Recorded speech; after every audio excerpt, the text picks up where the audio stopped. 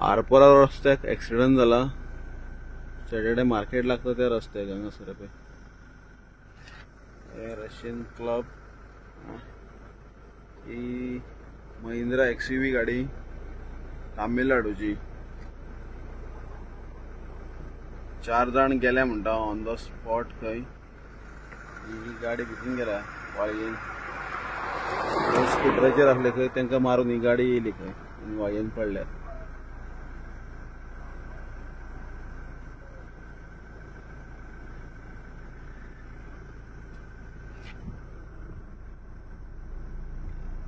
आणि तामिळनाडूची गाडी।